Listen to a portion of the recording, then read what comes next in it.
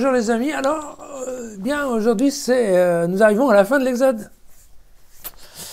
Et donc nous allons lire le chapitre 39, les versets 42, et puis on englobera quelques extraits du chapitre 40. Voilà.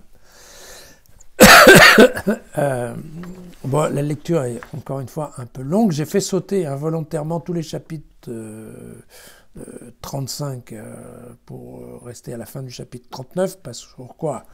On a la description lente et précise que la réalisation de la tente de la rencontre, enfin surtout du temple portatif, correspond exactement, point par point, au cahier des charges qui avait été longuement détaillé à Moïse par Dieu. Et donc je ne pense pas que ça apporte grand-chose de lire tout ça. Donc je saute directement à la fin du chapitre 39. Se conformant à tout ce que le Seigneur avait ordonné à Moïse, les fils d'Israël avaient exécuté tout le service. Moïse vit tout le travail qu'ils avaient fait. Ils avaient fait exactement ce que le Seigneur avait ordonné. Alors, Moïse les bénit. Et Moïse se mit à l'œuvre. Il fit exactement ce que le Seigneur lui avait ordonné. Or donc, le premier mois de la deuxième année, le premier jour du mois, la demeure fut dressée. Moïse dressa la demeure, il plaça ses socles, posa ses cadres, plaça ses traverses et dressa ses colonnes. Il déploya la tente sur la demeure, mit par-dessus la couverture de la tente, comme le Seigneur l'avait ordonné à Moïse. Il prit la charte, il la plaça dans l'arche, il mit les barres sur l'arche et plaça le propiatoire, le couvercle, par-dessus. Il apporta l'arche dans la demeure, mit le voile de séparation pour masquer l'arche de la charte,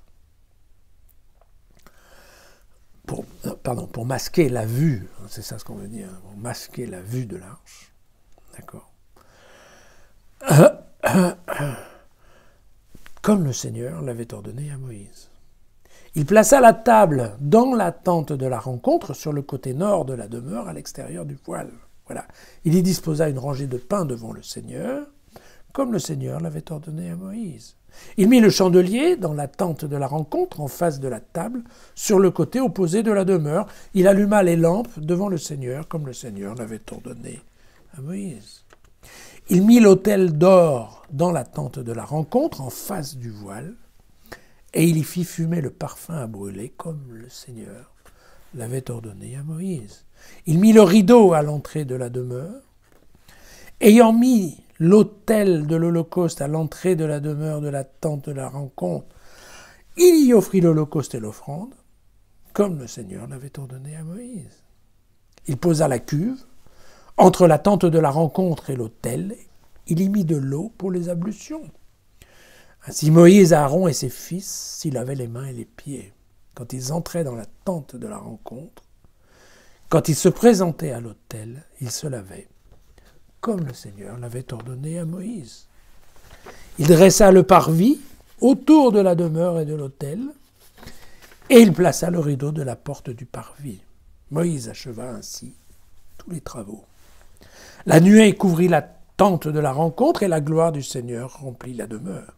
Moïse ne pouvait pas entrer dans la tente de la rencontre, car la nuée y demeurait, et la gloire du Seigneur remplissait la demeure.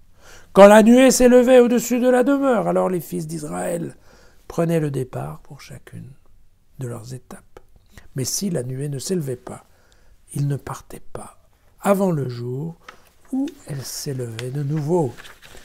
Car la nuée du Seigneur était sur la demeure pendant le jour, mais pendant la nuit, il y avait en elle du feu, aux yeux de toute la maison d'Israël, à toutes leurs étapes. Voilà. Bien, c'est la fin de ce livre de l'Exode. Et bon, je pense qu'on a tous en tête, plus ou moins, donc, ce qui s'est passé dans ce livre.